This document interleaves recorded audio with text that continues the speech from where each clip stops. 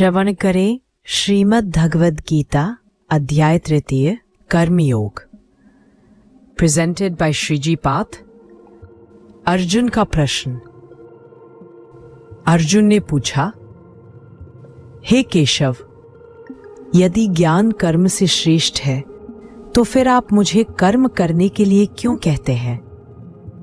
If knowledge is higher than action, why do you ask me to act, O Krishna? भगवान का उत्तर, हे पार्थ, मनुष्य बिना कर्म किए एक क्षण भी नहीं रह सकता। कर्म करना ही जीवन का धर्म है। No one can remain without action, for action is the very essence of life. निष्काम कर्म का अर्थ कर्म करना आवश्यक है, परंतु फल की आसक्ति त्याग कर जो कर्म ईश्वर को अर्पित किया जाए वही योग है। Action done without attachment is true yoga. ज्ञानी जन का कर्म भगवान कहते हैं। ज्ञानी जन भी कर्म करते हैं पर दूसरों के कल्याण के लिए, not for themselves, but to guide the world through example.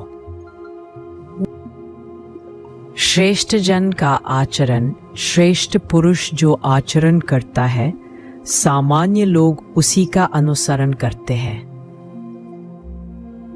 Whatever great souls do, common people follow. फल की आसक्ति का बंधन कर्म बंधन नहीं है। बंधन तब होता है जब हम फल की इच्छा से कर्म करते हैं। Attachment to results creates bondage, not the action itself.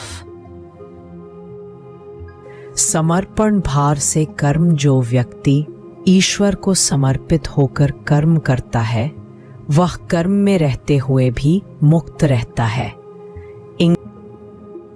Through surrender, one becomes free in the midst of action. आत्मा और बुद्धि इंद्रियों से ऊपर मन है, मन से ऊपर बुद्धि है और बुद्धि से ऊपर आत्मा है। Mind is higher than senses, but the soul is higher than all. जब मनुष्य आत्मा में स्थिर हो जाता है, तब मोह, वासना और क्रोध से मुक्त हो जाता है। When the mind rests in the soul, no desire or anger can disturb it.